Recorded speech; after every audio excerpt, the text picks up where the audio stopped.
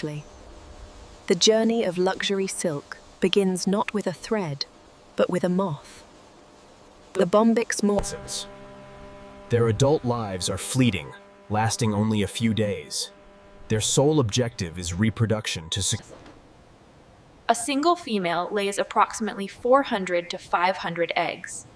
These tiny grains are the raw. Quality control starts immediately. Technicians inspect the eggs, known as seed, to ensure they are free from hereditary diseases like pebrine. To synchronize hatching with the mulberry harvest, the eggs are placed in cold storage, inducing a state of hibernation called diapause. When the Caesar is right, they are moved to incubation rooms. Over 10 to 12 days, the temperature is gradually raised. Hatching day. Thousands of microscopic larvae, affectionately called ants, chew through their shells, hungry and ready to feed. They are too delicate to touch. Workers use a soft feather to gently brush the newborns onto rearing trays, a process known as brushing. The silkworm is a picky eater, consuming only the leaves of the mulberry tree. For the newborns, The leaves are chopped into a fine chaff. This increases the surface area and makes it easier for the tiny jaws of the first instar larva to consume. The chopped leaves are sprinkled over the rearing beds. The larvae bury themselves in the food, eating continuously day and night. They are eating machines, increasing their body weight 10,000 times over their short lives. This rapid growth requires constant replenishment of food. Environment is critical. The rearing room is kept at a tropical 27 degrees Celsius with high humidity to prevent the leaves from drying out. Periodically, they stop eating and raise their heads in a prayer-like stance. They are preparing to molt. They shed their skin 4 times, passing through 5 distinct stages of life called instars. To clean the beds, a net is placed over the worms. Fresh leaves are added on top, enticing the healthy larvae to crawl up through the mesh. The worker lifts the net, transferring the hungry worms to a clean tray, leaving the waste and old stems behind. By the 5th instar, the sound of thousands of silkworms chewing resembles heavy rain falling on a roof. They are now large enough to consume whole leaves. Their silk glands, which constitute 25% of their body weight. If you look closely, the body becomes translucent. The liquid silk is ready. It's time to spin. Indian farmers watch for the sign. The silkworms stop eating and begin lifting their heads, searching for a place to anchor their cocoon.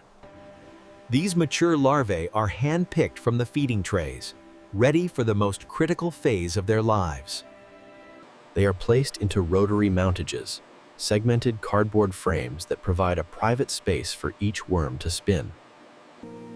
The worm climbs into a cell and begins by spinning a loose web of floss to anchor itself. Liquid silk is extruded through the spinneret. It hits the air and instantly hardens into a fiber.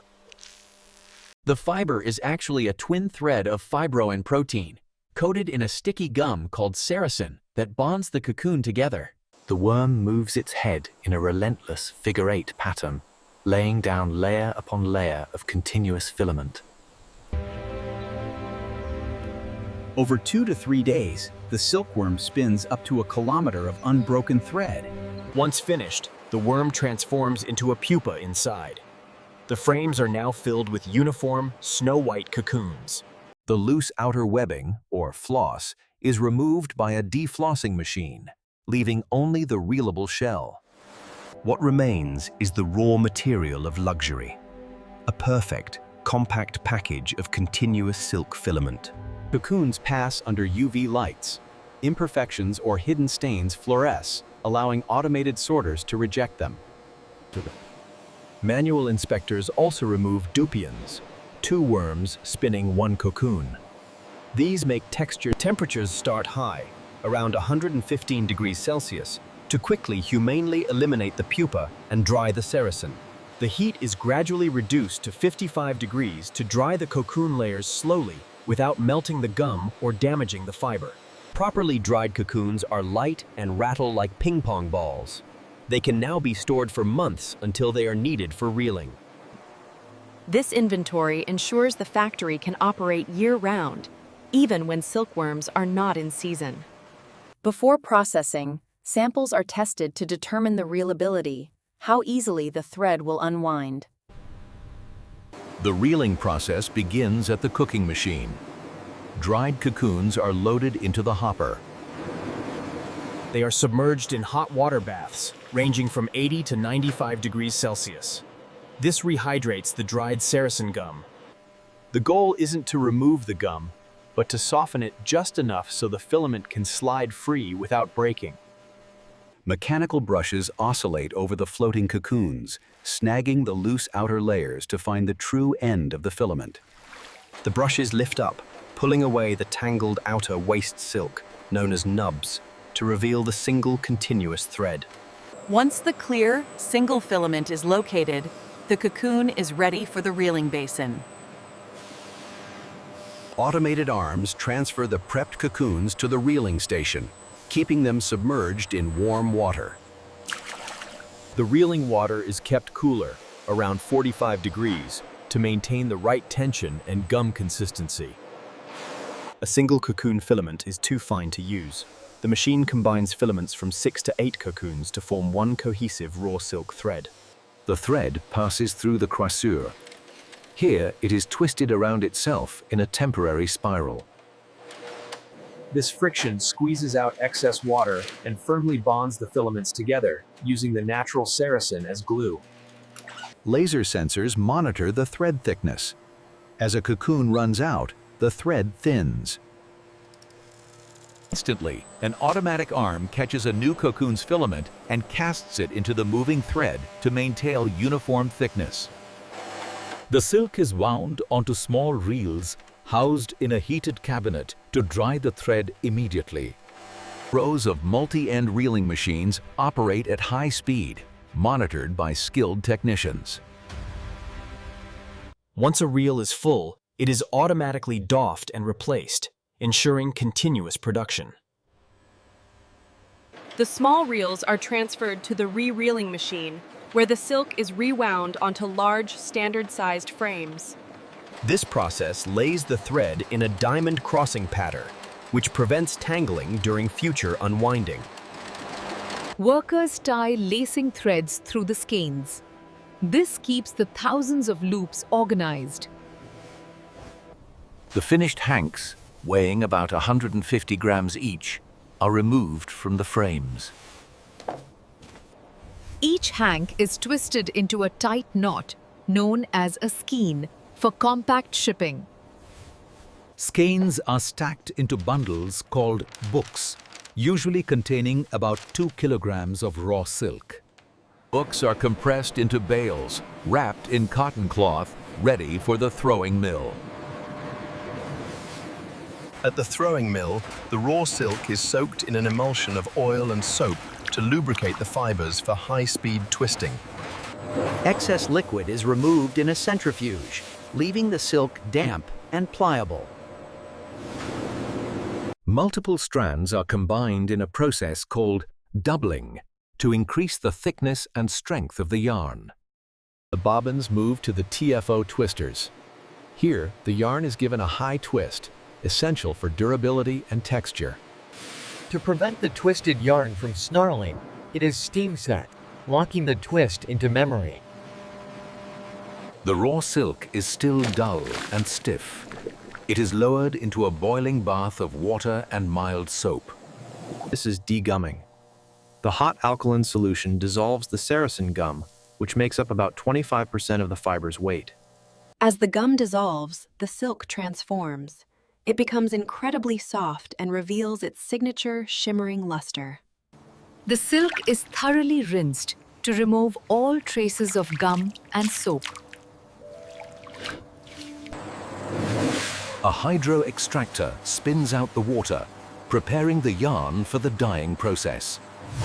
Silk has a high affinity for dye. Technicians measure precise amounts of acid dyes to match custom color formulas. The skeins are hung on the arms of a cabinet dyeing machine, which circulates the dye liquor through the yarn. The hot dye liquor flows over the silk. The protein fibers absorb the color molecules almost instantly. The temperature is raised to 90 degrees Celsius to fix the color permanently into the fiber core. After dyeing, the silk is washed repeatedly to ensure no color bleeds later. The result is a brilliant, deeply saturated yarn that retains the natural sheen of the silk. Weaving begins with warping. Hundreds of bobbins are loaded onto a creel, a massive frame that feeds the warping machine. They are wound in sections onto a massive drum. This ensures the tension is exactly the same for every single thread. Once the full width is prepared, the entire sheet of yarn is transferred onto a loom beam. The beam goes to the drawing-in frame. Here, each of the thousands of warp threads is manually threaded through a heddle eye. Finally, they pass through the reed, which will beat the weft into the fabric during weaving. The loom beam is loaded into the weaving machine. Modern rapier looms operate at incredible speeds. The heddles lift and lower specific warp threads, creating a gap called the shed. A rapier head darts across the shed, carrying the weft thread from one side to the other in milliseconds. The reed beats forward, packing the new thread tightly against the fabric. For complex patterns, a jacquard module controls every single warp thread individually, acting like a mechanical computer. Weavers constantly inspect the moving fabric. A single broken thread stops the machine instantly for repair. The finished grayish fabric rolls up at the base of the loom, ready for finishing. The fabric undergoes a final wash to remove any oils or dust from the weaving process. It enters the stenter frame, where clips grip the edges to stretch the fabric to a uniform width while it dries. Calendaring rollers use steam and pressure to iron the silk, enhancing its smoothness and luster.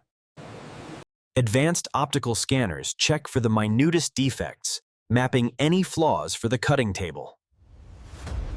But the human touch is the final judge. Experts feel the hand of the fabric, ensuring it meets the standards of luxury. The flawless silk is rolled onto bolts, wrapped in protective plastic, and labeled. Nothing is wasted. Pierced cocoons and reeling waste are collected for spun silk. Unlike the continuous filament of reeled silk, this material is chopped into short staple fibers, similar to cotton. Carding machines comb the fibers into a soft, fluffy web, aligning them in one direction. This is then spun into yarn. The result is a softer, warmer, less shiny silk, often used for linings and knits.